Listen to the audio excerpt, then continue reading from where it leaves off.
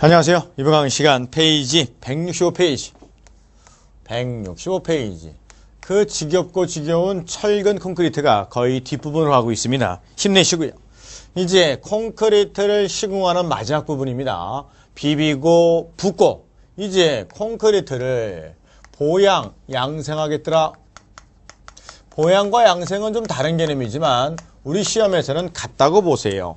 보호, 양생. 쉽게 말씀드리면 제가 촌놈이니까 시골에서 왜 고추 심으려면 싹을 틔워야 될 거 아닙니까? 싹 틔우려면 어떡하죠? 아랫목에다가 흙을 이쁜 걸 넣고 씨를 심죠. 그냥 밖에 놓으면 죽으니까 아랫목에 집어넣어서 싹이 이렇게 올라오잖아요. 그러한 과정으로 보시면 돼요. 즉 보양 양생은 뭐냐?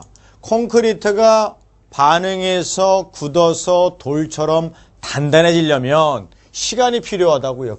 즉 콘크리트가 수화 반응하려면 시간도 필요하고 그 조건들이 필요한데 수화 반응 잘해서 오케이 해서 강도 잘 나오게끔 보호하는 것을 보양 양생이라 부릅니다. 가죠. 165페이지. 타설된 콘크리트를 적절한 습도와 온도를 유지시켜 수화 반응을 충분히 발휘하여 콘크리트의 소요 강도에 이르게 하고 등등등등등등 맨 끝에 경화 초기 단계부터 적합한 환경을 만들어주는 것을 우리가 보양 양생이라 부릅니다. 이 방법에는 크게 4가지가 있는데 수빈보양, 증기보양, 전기보양, 피막보양이 있더라. 혹시 압니까? 시험에 쉽게 나올지 모르잖아요. 다음 중 보양의 방법의 종류가 아닌 것은 이렇게 나올 수 있으니 종류를 4가지를 정리하시되 수빈보양 보죠. 양생용 매트나 거적 등을 적셔서 덮거나 살수를 하여 수빈 상태를 유지하는 것으로 강도 발현 및 수축균열의 최소화에 가장 좋은 양생법입니다. 지나가다 보면 콘크리트 부은 다음에 비닐 깔아놓잖아요. 그게 다 수화 반응에 필요한 수분을 유지하고자 하는 겁니다. 그게 수빈 양생. 그런데 다른 시험에서 가장 많이 나온 건 증기 양생, 증기 보양이에요. 쪄내는 겁니다. 쉽게 말해서 삼겹살 맛있게 먹으려고 기름기 쫙 빼는 거예요. 갑니다. 거푸집을 빨리 제거하고 단실에 소요 강도를 얻기 위해 여기까지요. 어떻게 합니까? 고온 또는 고압 증기로 보양하는 방법입니다. 전기보양, 피막보양은 있다고만 보시고요. 밑에 보양시 주의사항. 양가 1번 콘크리트를 부어놓은 후 7일 동글뱅이 치시고 7일 이상 거적 또는 시트 등으로 덮어 물뿌리기 또는 기타의 방법으로 수분 보존 밑줄. 콘크리트 하서로 7일 이상은 수분 보존. 양가 2번 시멘트의 수화율에 의해 부재 단면에 의해 밑줄이요. 중심부의 온도가 외기 온도보다 25도 이상 높아질 염려가 있다면 중심부와 바깥의 온도차가 25도 이상 차이가 발생할 우려가 있다면 어떻게 할 거냐? 밑줄이요. 거푸집을 동글팽이 장기간 존치. 왜요? 사람이 춥습니다. 밖에 하고 몸뚱이 온도차가 높게 나면 어떡합니까? 잠바를 벗어야 돼요? 입고 있어야 돼요? 입고 있으라는 얘기입니다. 그 다음 양가로 3번은 삭제하시고 그 다음이 양가로 4번 콘크리트를 부어놓은 1일간은 원칙적으로 그 일을 보양하거나 중량물을 올려놓으시면 안됩니다.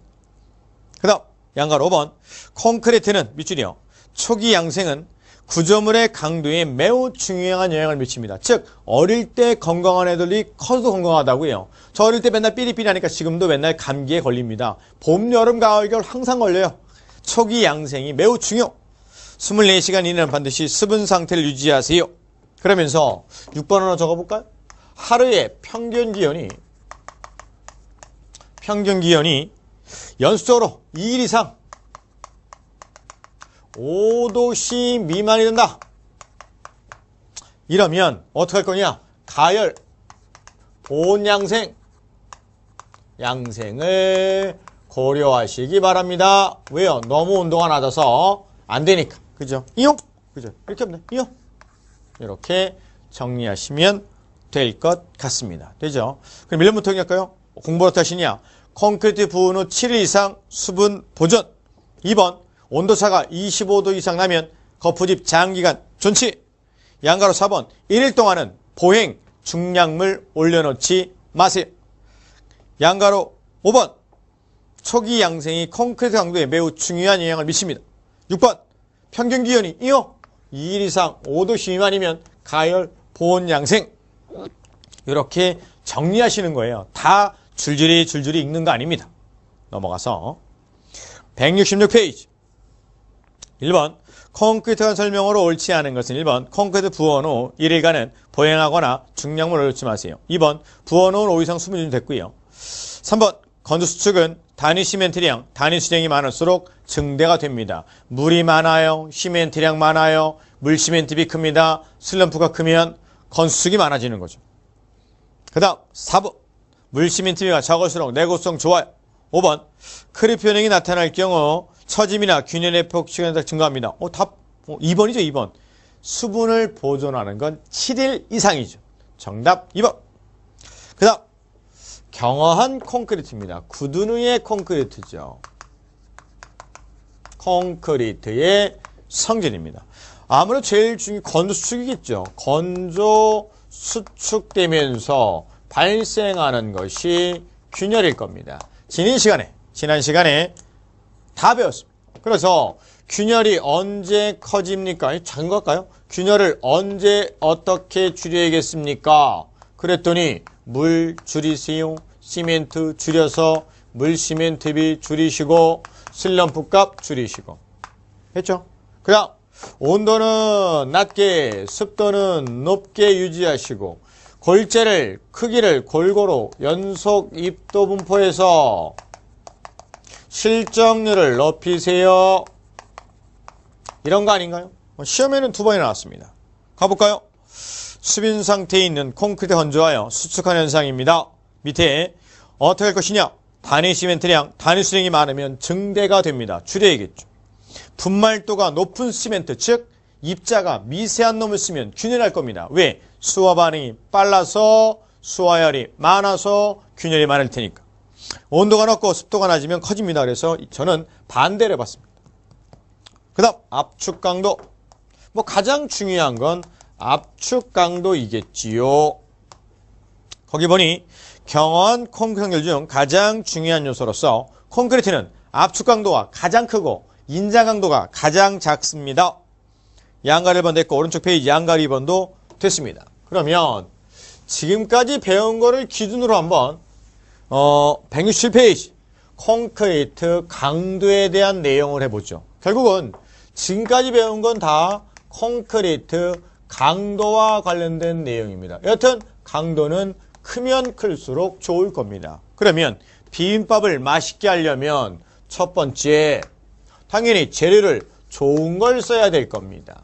두 번째 시공을 잘 해야 될 겁니다. 세 번째 보양, 양생을 잘 해야겠죠. 그죠? 재료, 시멘트. 그 다음 골치. 그 다음 이 왼수 같은 물, 워러. 그죠? 시멘트는 시멘트 자체의 강도를 큰 거를 쓰면 돼요. 양질의 시멘트를 쓰고 조심할 건 시멘트량을 더 집어넣는 부배합으로 하면 강도는 커지지만 균열이 상대적으로 많아지니 좋은 게 아니다. 또 빈배합으로 한다. 당연히 균열은 작아지겠지만 강도가 작아지니 이것도 아니다. 적당량만 집어넣지. 골재는 동글동글한 뭐 있을까요? 크기를 골고루 해서 실정률을 높이세요. 다 좋아요. 그죠? 또 물은 어떡합니까? 수화 반응에 필요한 최소한도만 집어넣으세요. 물 시멘트비 줄이시고 슬럼프 값 줄이시기 바랍니다. 이렇게 하면 비록 시공연도는 워커빌리티는 나빠질 수는 있다. 일하긴 좀 어렵습니다. 세상에 원래 인내는 쓰고 열매는 단 겁니까? 여튼간에 일하기 힘들지만 이렇게 하다 보니 앞에서 배운 거 재료 분리 줄고요, 블리딩 줄고요, 레이턴스 줄고요. 또 뭐 있나요? 강도는 커지고요. 당연히 강도 크고 이런 거 좋으니까 내구성이 좋아지고요. 균열이 줄고요. 수밀성이 높아지고요. 아직 안 배웠지만 중성화 줄고요. 크립